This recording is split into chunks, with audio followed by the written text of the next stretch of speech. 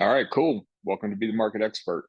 And changing it up a little bit, I think that this is interesting. And so if we're looking at this thing, this is Housing Wire. It's Housing Wire vetted, so it means that they actually go through and they do a little bit more research than I guess than they normally would when it's an outside contributor. Okay, so what we're looking at right here is this came out on March 14th, and so 4 days ago. 4 days ago, they went through and they put together this article, and it's 57 crucial real estate statistics that explain the 2025 market. Cool. And so if we're looking at this, this is Altos data. Like this is when I look at this is their action report. And so they're talking nationwide. All right. So this is national numbers. They're saying that we're at a 65. So 65 out of 100. They're saying that we are still in a seller's market. Um, 10 maybe. What am I sharing? I should just be, I guess I could share desktop one. You should be looking at something that said market action index. Anybody else? Anybody else not seeing that? No, we can see it. All right. Cool. All right. So we're looking at these statistics, right? So we're going through here and we got just the 57. Again, this is from Altos data. And so we're looking through this thing. It says there is an endless supply of real estate statistics. Yeah, absolutely. Right. Like numbers lie. We can put together any kind of numbers that we want to tell, any story that we're looking to tell. And yet that's one of the biggest things as we're going through and people are looking at us as their real estate economists of choice. Like where are we going through? What information do we have? And at the end of the day, people are coming to us with, their motivations, either buy or sell. And none of us on this phone are good enough to make anyone go and buy a $600,000 home or sell a $600,000 home. Yet our job is to give them the information to help them move along the path of whatever that path may be, of the reason why they reached out to you in the beginning.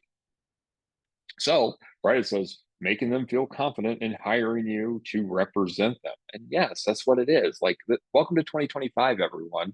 We've left 2021 in the past. It's in the rear view mirror. That was a speed-based market. And now we're in a skills-based market. So let's go over some of these things. And like I said, it's a little bit different than normal. So when it's going through, it says, why are they important? We're not going to read all this. Who cares? Let's go some general statistics. So when we're looking at this thing, it says, you know what? While we may want state specific details, and I can say that I was one of those agents back in the day, I was like, I don't care about national data. I care about Colorado data. Yet this is what we know. Whatever happens on the coastlines comes in. Also, what we know is we have more people leaving Colorado at this point than coming into Colorado. So we need to know kind of what is happening. And there's people that are motivated. Here's the thing, right? We have high purchase prices. We have the cost of money is higher. It's going down, which is super exciting. It is going down. Pray for sixes, everybody. I don't know if we'll see it in 2025 yet. We could, I guess. And what we know is that people with insurance, the way that it is, with property taxes, the way that it is, people are looking to go to a place where it's a little less expensive. So we should probably know some of this data. Let's look at this thing. So the median list price in the United States right now is 435,000, which pretty much matches the new listings. Okay, cool. So we're looking at the median list price. And again, for those that are new to statistics, your median, they're taking out all the outliers. They are working from the cheapest home and the most expensive home, and they're working their way into the middle, $435,000. Then we go through, it says the average days on market, 117. Okay, so average, right? We're taking all the days on market, we're dividing them up by the total, and we get our average. This number is important, right? When we talk about average versus median, and these are some of the statistics that you're going to be having conversations with at the dining room table with your sellers. 117 versus 77. When we're looking at this information, this is what happens if we don't price your home appropriately. This is what happens if we look at all the enemies in the area, and the enemies are truly going to be the competition. Don't call them the enemies at the table. But yeah, this is what it is. Like this is the competition. These are the homes for sale in your neighborhood. So nationally speaking, we're looking at if we price the home right, We're going to sit on the market for about 77 days versus 117 days.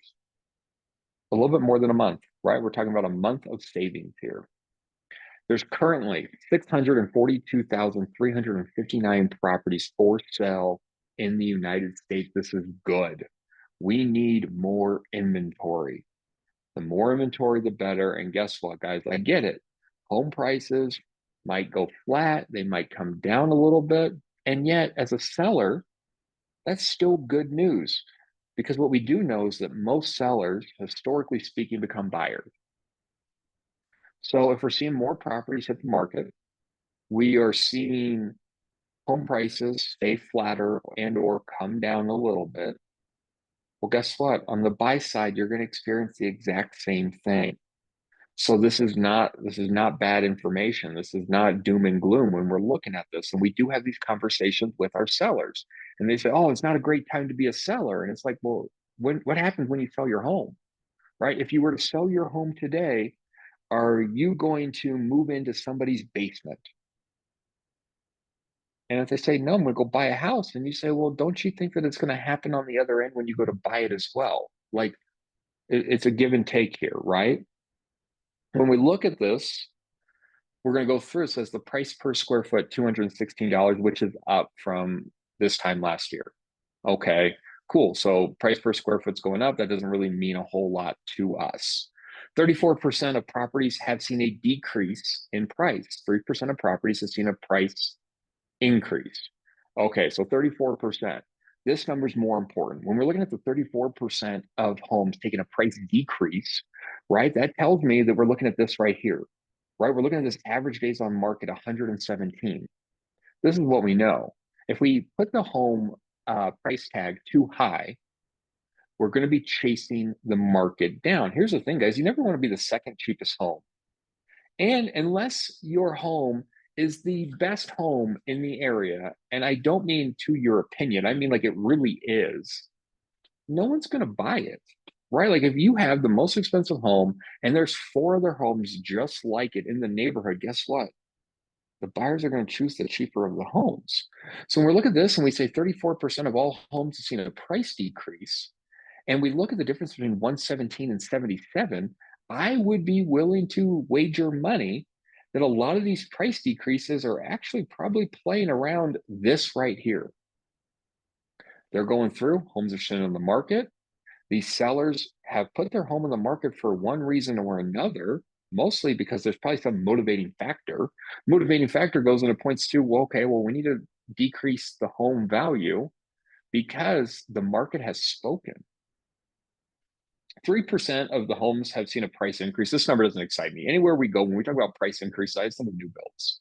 I think of phase two, phase three, phase four. Like this number is not exciting whatsoever. This is what this looks like to me is this. Someone put a new build community, they put the model home on the market. Okay, so they put it on the MLS. Then what happens is we're going through and we're driving. We have the second phase rollout to where they've already built the first phase. They got like the first 10 homes, 15 homes, insert whatever number here. Then they're moving to a different location inside the community that has a better view.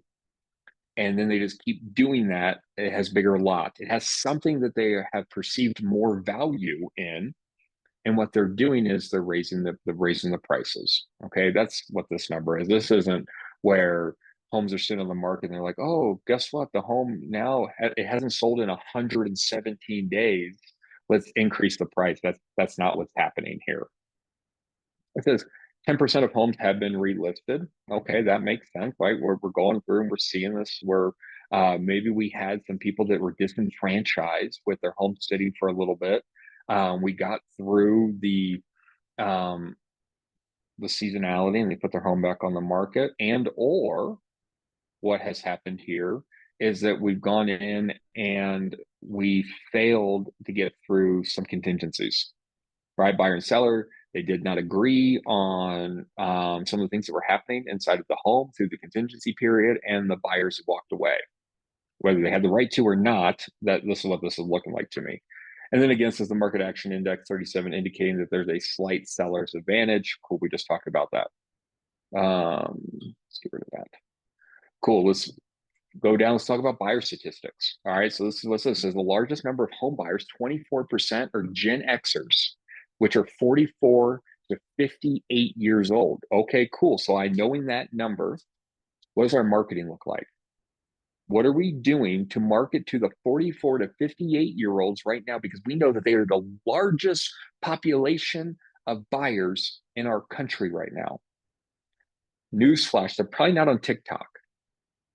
All right. So if we're looking at this, like, what does our marketing look like? Where are we? What are we doing in our free time to where we're getting in front of these people? Then when we look at the older Gen Y and millennials, the 34 to 43, 21%. Okay. Also, probably not on TikTok, right? Like these guys could be on Facebook and Instagram. Gen Xers are probably on Facebook, right? Then we go to young boomers, 59 to 68, also on Facebook because they want to see the grandkids, right? Then we go through the younger Gen Y millennials, 25 to 33, 17%. And then the older boomers, 69 to 77, that makes them 12%. Guys, so if we're looking at this, I didn't see anyone 18, 19, 20, 21, 22, 23, 24, right? While we know that they're going to be a future buyer at some point, and yes, we should have some kind of footprint for these guys when they are looking, yet this is going through. And what we do know is home prices, especially in Colorado, we're all blessed. We live in Colorado, and yet home prices are higher here than in most of the states. Couple that with the cost of money, then we know that people have to be a little bit more established and or getting money from a relative. Like we do know that's the thing. We're seeing the greatest wealth transfer our nation has ever seen in our history, with these boomer generations that are giving money to their younger family members to be able to go afford a house, start a business, insert whatever here. Like we're seeing this, and we saw this with the family reunion slides from Gary Keller. 32% of buyers are first-time home buyers, and 75% of those first-time home buyers are aged 25 to 33. That's also interesting. First-time home buyers, 25 to 33, that makes up 75% of the buying population right now. And we're saying that 1/3 of all buyers, this is their first home. Are we doing first-time home buyer seminars? Right? Like, what are we doing to get in front of first-time home buyers? We know that 30% of the population buying right now. Couple that with, we put that 32%, 1/3 of all buyers right now are first-time home buyer, and they're 25 to 33 years old. How are we marketing that? Do we have a buyer presentation that is geared for this? Do we have a first-time home buyer seminar that is geared towards this? The primary reason for buyers to purchase a home is the desire to own a home. Guys, the American dream is still not dead. 26% of people buying houses right now say that it is because, well, the American dream is to own a home. Then we go through and we see 12% had a desire to be closer to family, friends, and relatives, and 11% had a desire for a larger home. Okay, so what we're seeing is people aren't just moving to move, right? They are actually moving for a reason outside of the American dream being number one, which we get. This is the thing, guys. What we do know is this: HGTV exists. HGTV is a channel devoted to people getting to sit at their house and watch other people walk through homes. You have the keys to every home in the MLS in Colorado. You have the ability to be your own HGTV and go through and help people own a home. 19% of homeowners between the age of 44 to 58 own a multi-generational home that has themselves plus adult siblings or children, parents, or grandparents. Guys, we know this, right? Especially in Colorado. It's expensive. And so what we're also seeing is that the government is laxing some rules and regulations right now to make it to where ADUs are easy, more, maybe not easy, but the ADUs are able to be put on some of these properties right now for this very reason.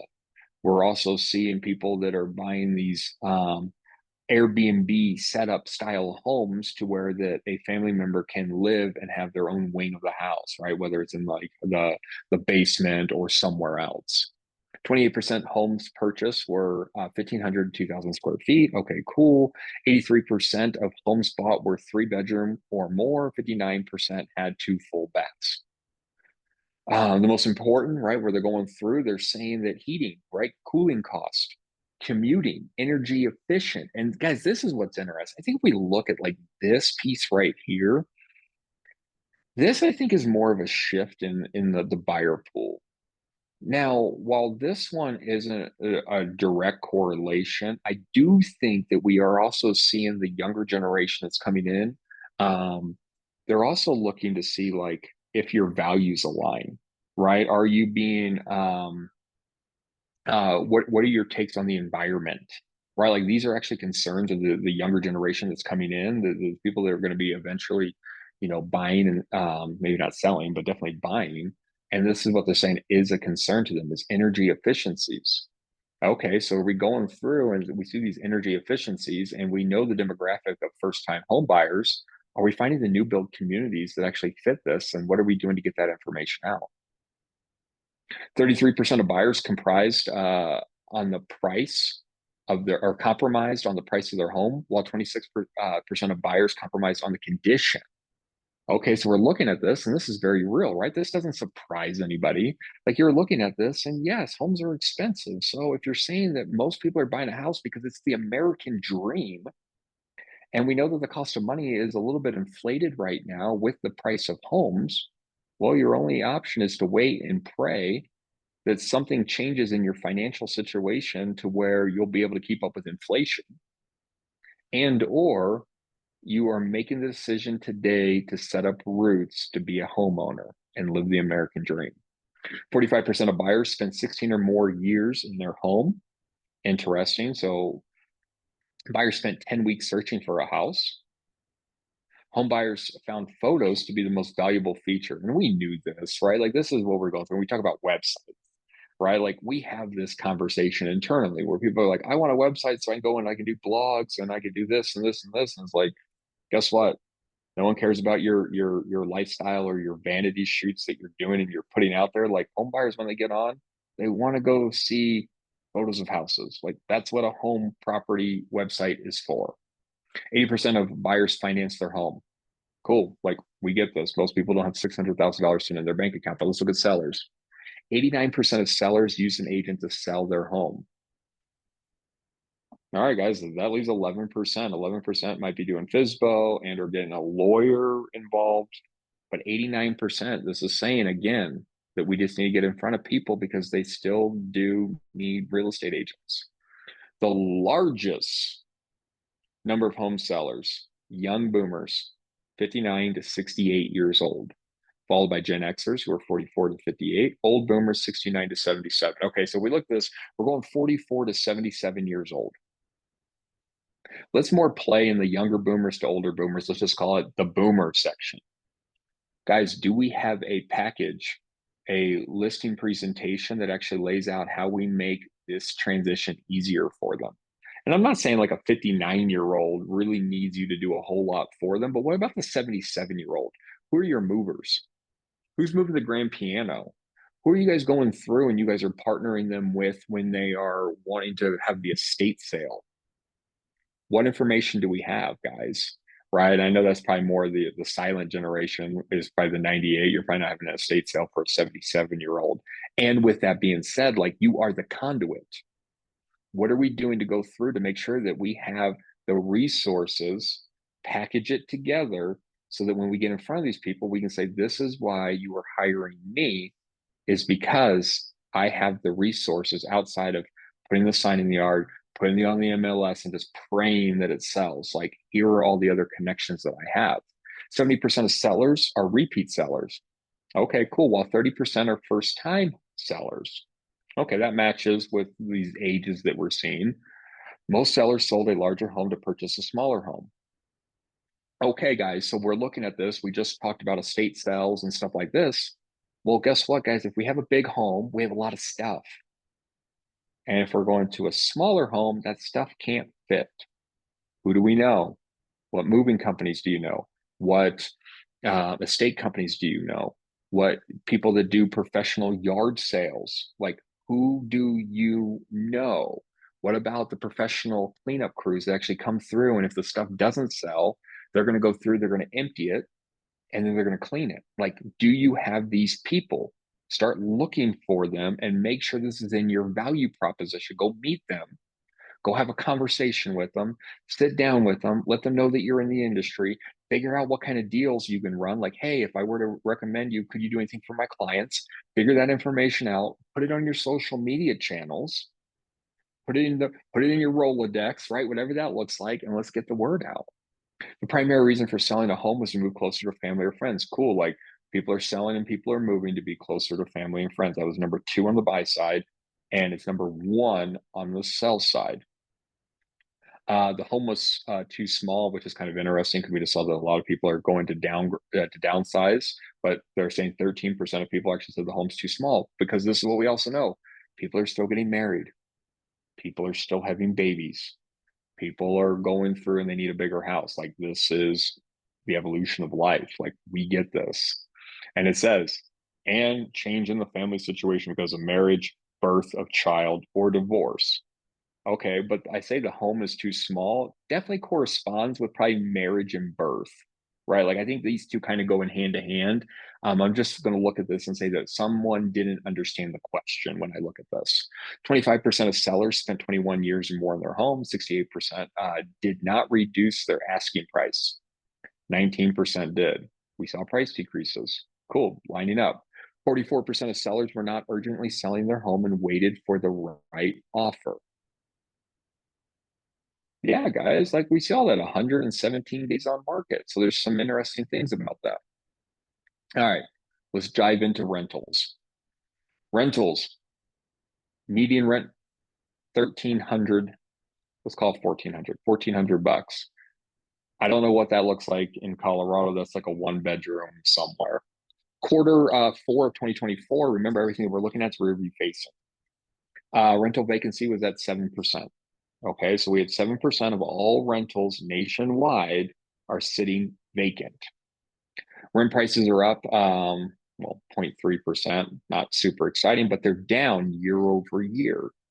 Okay. Rent prices, when we're going through, it says there are about 790,000 multi-unit properties under construction. So, guys, as we're seeing this and we're looking at it, so yeah, like, if you want to go live in an apartment, there might be opportunities, right? And this is what we're seeing. This is why when we're talking about home prices and crashing, like, I don't see there being any real world where that happens, right? Like, if all the builders, and I can tell you that most builders are focusing on multi-unit because it's cheaper to go tall, buy a big plot of land, go tall with the unit.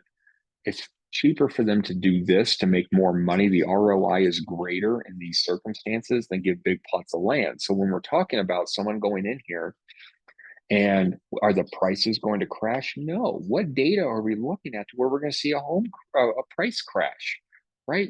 Builders aren't going out and they're not building a bunch of homes, right? We talk about this even with oil, right? Like, when we talk about, like, the cost of oil, and the cost of oil is going down right now.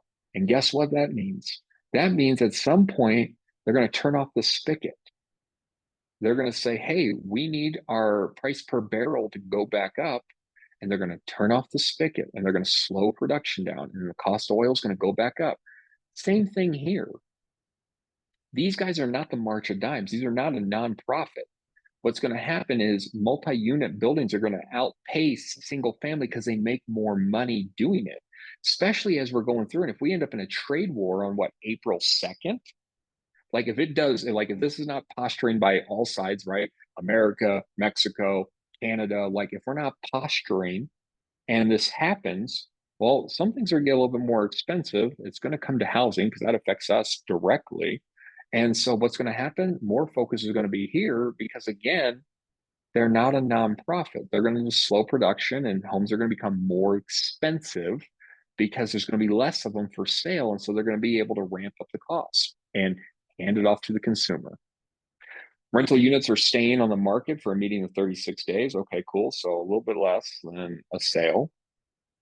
Home ownership rates are 65% right now versus 34% are renters. The median age of a renter is 42 years old. Interesting. While 46% of all renters are 40 years or younger, we get this. If the less affluent, people have not established themselves in their jobs yet, in their careers, and they don't have as much money.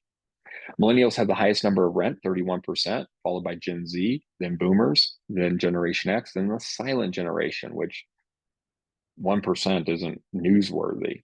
But we're going through and just remember, right? A couple of years ago, we were talking about millennials eating avocado toast and living in their parents' basements. And like that number here still shows about the same, right? Like they have not been able to generate it. And I'm a millennial, so I'm allowed to say this, right? So we go through and we talk about this. Like the millennial generation still does not have the amount of money needed to go purchase a home. Can you share this? Absolutely. I'm gonna put this in the chat before I forget. So then we're going through and we're just talking about all these different things, guys, and we're looking at these demographics, like everything that we are looking here. 57% of renters earn $50,000 a year. Okay, we know this, guys. In the state of Colorado, the people that are moving in make north of $100,000. That's about what it takes to be able to afford a home in the state of Colorado right now. So when we're looking at this thing and we're talking about renters, they're earning about 50K. Yeah, that makes sense. 15% of these guys, this number is skewed. And honestly, I don't know where they get these numbers from.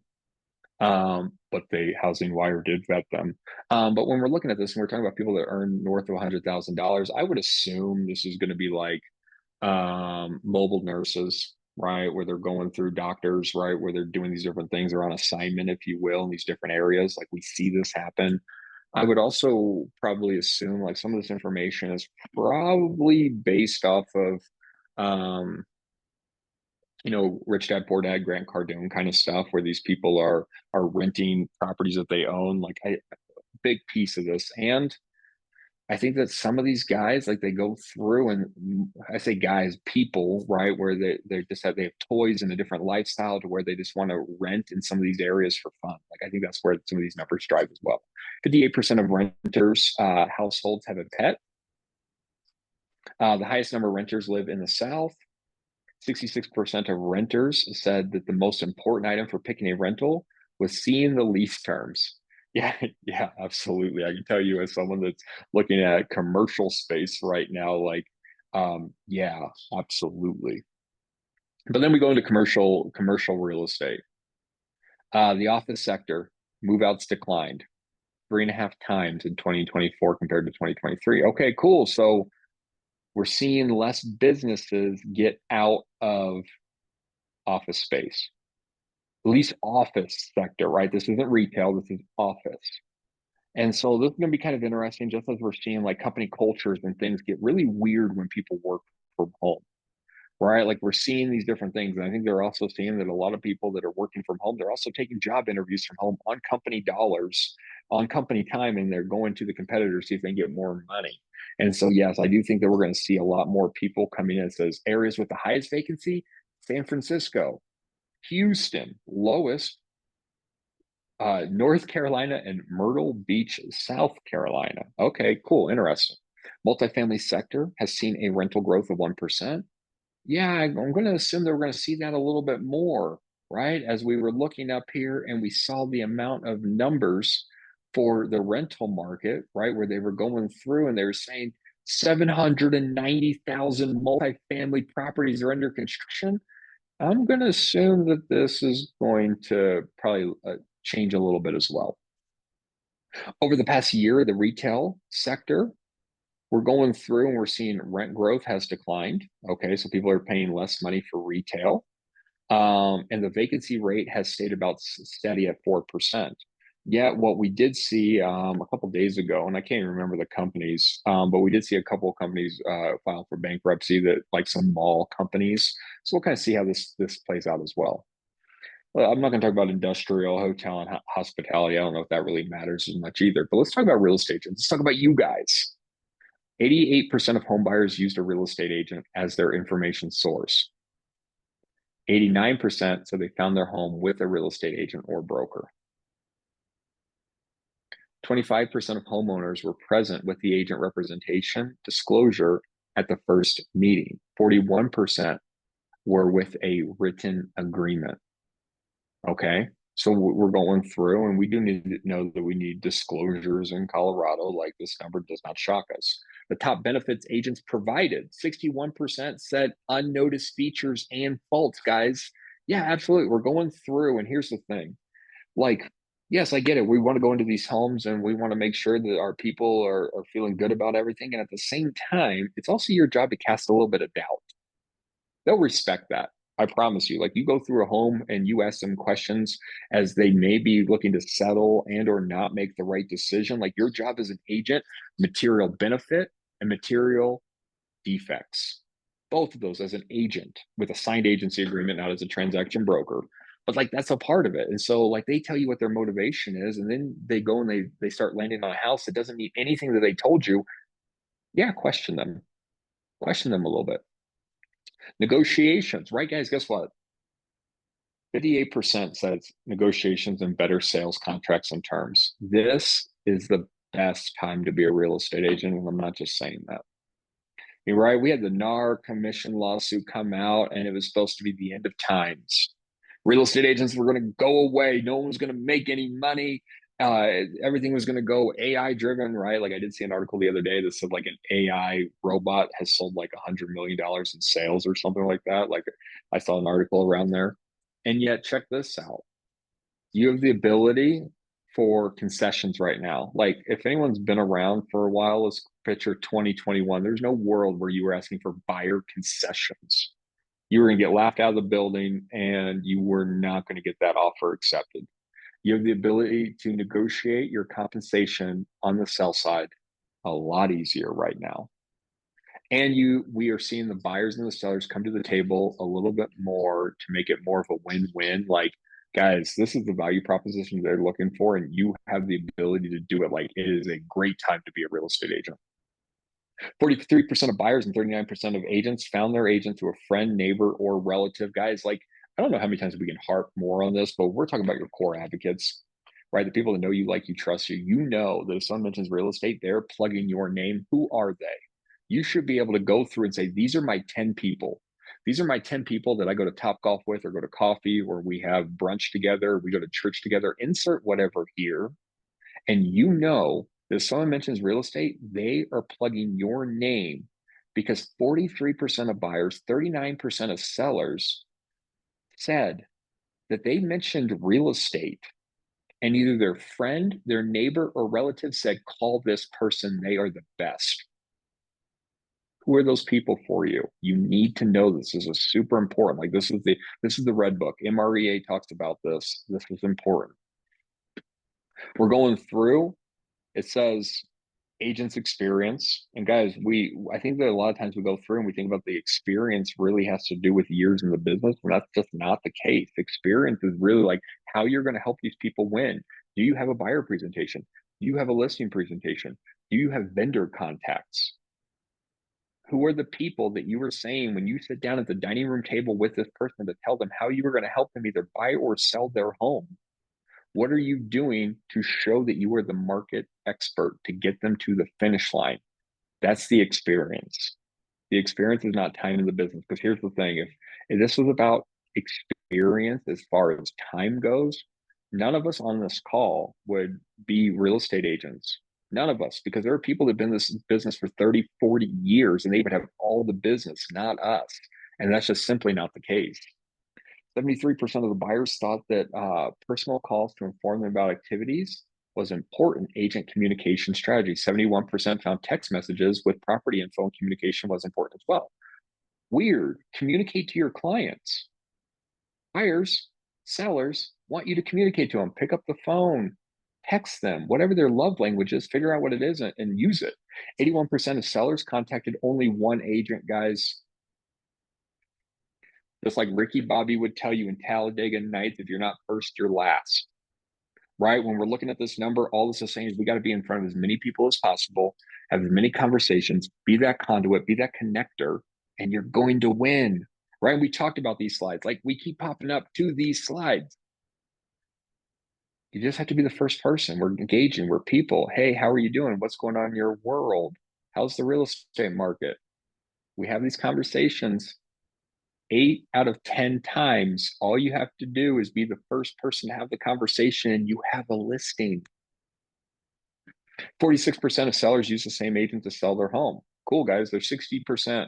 6 out of 10 people are orphans. Go find the orphan clients, right? Like, we're looking at this thing. They don't have an agent. They don't even remember who their agent was. Their agent stopped communicating to them. They were so transactionally based that they helped them buy a house and then they didn't communicate to them again. Or they super sucked through the transaction. You guys have an opportunity here. We got, let's call it 5. Let's call it 5 out of 10. 5 out of 10 people you need to be out there communicating to, because you know what? They don't even know who their agent was, or their agent super sucked and they need a new one. Sellers were most interested in an agent who could sell their home in a specific time frame. Guys, and so that's the thing. Like, we're having a conversation. If they're saying that most people want their home sold in a specific time frame, that means that we have to be willing to have the uncomfortable conversation when someone says, well, hey, my neighbor's home sold back in 2021 for $800,000. Well, hey, that was 2021. We're in a different time period. And I think that your home, if you needed to get sold in this amount of time for this reason, then if we were to price your home at this price point, we're going to be able to get more eyes on your home. We need to be able to have those conversations. We need to be able to point to the data. This is why these calls are in my eyes, important, to where we can actually go through and see this stuff. Like, this is cool because we know what's important now to our people. But yet, as we're going through and we figure out what interest rates are, how long homes are sitting for, how many viewings are happening, we can actually take this information to the dining room table to have a conversation, because this is what our people care about. 75% of sellers' agents were paid by the seller. 52% of buyers' agents were paid by the seller. I don't know what we're going to do with that information. I would say that that information for Colorado, I don't know if it makes really any sense to have a conversation around. Yeah, this is what I do want to end this thing with. Is let's look at the interest rates. And again, this is from Housing Wire. This is from Poly. And so what this is doing is, this is not prime. All right. This is not your well qualified buyer like a lot of these sites want to put out there. So you put your information in and then they reach out to you and they start. No, this is where most people are landing. All right. This is your median, if you will. So we're looking at this thing. It says conforming loans right now, we're sitting at 6.79%. 15-year, if we're looking at 15, we're at 6.58. 3-year jumbo, 6.66. Interesting. 30-year FHA, 6.47. Guys, interest rates are coming down. And if we were to look at it just a little bit further, let's just look at 3 months in time. Let's go 1 month in time. I'm gonna pull off some of this. I don't care about a 15-year. I don't care about jumbo. Guys, this is good. It's going down. It's going down, right? Like, we need to be making sure that we're having conversations. I truly believe, based off of all the smart people that I listen to, 5.5 to 6%, like, that's the sweet spot, right? I do think that there are people that are waking up that are not going to wait anymore, because if they're waiting for interest rates to drop, they're going to be chasing the same house next year and it's going to be more expensive. Even though rates are down, the home value is going to go up. And so I think there's going to be a lot of people that are more and more comfortable, that are reaching out to the lenders, and we're seeing positive prints. Like, we are already seeing this. Buyers are interested in what can I afford and having a conversation today. And yet we're seeing this stuff go on right now. Who in your world do you need to be reaching out to today to reestablish a relationship so that you can get back into a real estate conversation, to be the real estate economist of choice, and help them either buy and or sell a home in 2025? Because guys, guess what? Like, it's going to be a good year for real estate.